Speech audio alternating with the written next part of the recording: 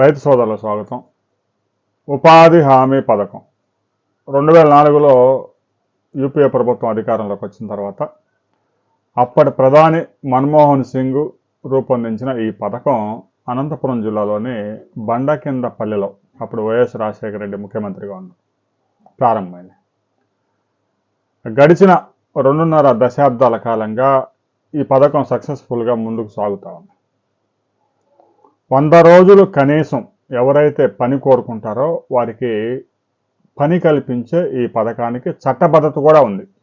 ఒకవేళ పని కల్పించలేకపోతే దానికి కేంద్ర ప్రభుత్వం పరిహారం చెల్లిస్తుంది. ఈ విధంగా ప్రతి సంవత్సరం 70,000 కోట్లు 80,000 కోట్లు ఈ 25 సంవత్సరాల నుంచి ఖర్చు చేస్తూ వస్తూ ఉన్నారు. ఈ పథకం ద్వారా కూలీలకైతే మేలు జరిగిందని చెప్పవచ్చు. అయితే వ్యవసాయ రంగం సర్వనాశనం అయిపోయింది. ఎలా సర్వనాశనం అయిపోయింది? వ్యవసాయంలో పని చేయడానికి కూలీలు దొరకకుండా పోయారు ఉపాధి హామీ వచ్చిన తర్వాత. ఉపాధి హామీలో ఒక ట్రాక్టర్ తీసుకొచ్చి పెడతారు, అందులో ఎక్కితే తీసుకెళ్ళి ఒక కాలువ దగ్గర దింపుతారు, ఆడ ఫోటోలు దిగడం, ఏదో కాసేపు 1 గంట అరగంట పని చేయడం, మరలా తీసుకొచ్చి ఇంటి దగ్గర దింపుతారు. అంటే ఊరికి అటెండెన్స్ వ్యవహారమే కానీ అక్కడ పెద్దగా ఎరగదీసే పని ఏం లేదు.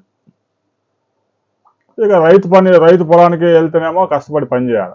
దీంతో రైతులు 600 ఇచ్చినా కూడా కూలీలు దొరికే పరిస్థితి లేదు. 300 రూపాయలు ఉపాధి హామీకి మాత్రం గుంపులు పోతా ఉన్నారు. ఎంబీఏ చదువుకున్న వాళ్ళు కూడా ఉపాధి హామీ కూలీకి పోతా ఉన్నారు, తప్పలేదు.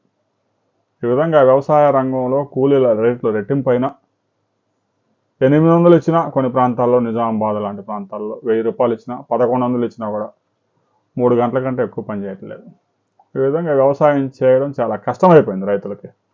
ఏదో 2 ఎకరాలు 3 ఎకరాలు అంటే ఇంట్లో రైతులు పని చేసుకుంటారు. 20 ఎకరాలు 10 ఎకరాలు వేసిన రైతు కూలీల మీదే ఆధారపడతారు. ఇప్పటికీ అన్ని పనులు, వ్యవసాయం పనులన్నీ కూడా యంత్రాలతో చేసే పరిస్థితి లేదు. హార్వెస్టింగ్ లాంటి వ్యవహారాలు యంత్రాలతో పూర్తిగా చేస్తున్నా, అది కూడా ధాన్యం హార్వెస్ట్, మొక్కల హార్వెస్ట్ ఇలాంటివి మాత్రమే. హార్వెస్టింగ్ అంటే అన్ని హార్వెస్టింగ్స్ కాదు. ఈ విధంగా ఉపాధి హామీ పథకం వచ్చిన తర్వాత వ్యవసాయ రంగం పూర్తిగా కుదేలైపోయింది. రైతు ఖర్చులు విపరీతంగా పెరిగిపోయాయి, కూలీ రేట్లు విపరీతంగా పెరిగిపోయాయి. పెరిగినా కూడా కూలీలు దొరకని పరిస్థితి. దీంతో భూమి ఉన్న వాళ్ళంతా కౌలుకి ఇచ్చేశారు. కౌలు రైతులు ఏదో పాటలు పడుతూ ఉన్నారు.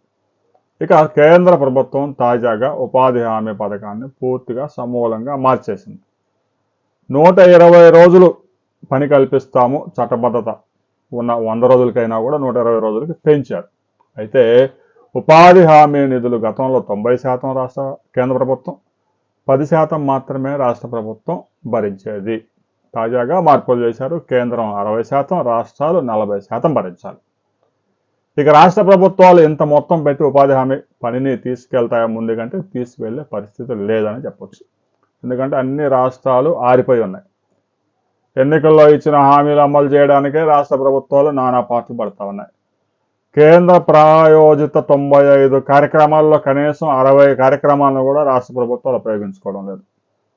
ఏదైనా పథకం కేంద్రం సగం రాష్ట్రం సగం అంటే అది ముందుకు జరగదు. తాజాగా ఉపాధి హామీ మహాత్మా గాంధీ ఉపాధి హామీ పథకాన్ని నరేగా పథకాన్ని పేరు మార్చి జీరామ్జీగా మార్చారు. ఈ పథకం ఇక కొద్ది రోజుల్లోనే ప్రారంభంగా పోతా ఉంది. అయితే రాష్ట్ర ప్రభుత్వాలు 40% నిధులు భరిస్తాయా అంటే లేదని చెప్పవచ్చు. ముఖ్యంగా బీజేపీ పాలిత ప్రాంతాల్లో కొంతవరకు ఈ కార్యక్రమం ముందుకు వెళ్ళే అవకాశం ఉంది. బీజేపీ అధికారంలో లేని రాష్ట్రాల్లో ఇది మూలన పడిపోయినట్టే. ఇక బీజేపీ అధికారంలో ఉన్న కూటమి ప్రభుత్వాలు, కూటమి తెలుగుదేశం అధికారంలో ఉన్న ఇలాంటి రాష్ట్రాల్లో కూడా గతంలో మాదిరి ప్రతి సంవత్సరం ప్రతి రాష్ట్రంలో 10,000 కోట్లు 7,000 కోట్లు 6,000 కోట్లు 5,000 కోట్లు ఖర్చు చేసే పరిస్థితి ఉండదు. ఏదో నామకే వాస్తే ముందుకు తీసుకెళ్లే అవకాశం ఉంది. ఉపాధి హామీ పథకాన్ని పూర్తిగా మూసివేస్తే పెద్ద ఎత్తున విమర్శలు వచ్చే అవకాశం ఉంది. కాబట్టి కేంద్ర ప్రభుత్వం తెలివిగా ఈ పథకాన్ని జీరామ్జీ అని మార్పులు చేసి రాష్ట్ర ప్రభుత్వాలు కూడా దీంట్లో డబ్బు పెట్టాలి అని మార్చేసింది. అంటే ఈ పథకాన్ని నేరుగా మూసివేయకుండా పరోక్షంగా మూసివేసే కార్యక్రమం జరిగింది. ఇది వ్యవసాయ రంగానికి బాగా కలిసి వచ్చే అంశం అని చెప్పవచ్చు. దీనికి సంబంధించి ప్రతి ఒక్కరు మీ అభిప్రాయాలు కూడా కామెంట్ చేయండి.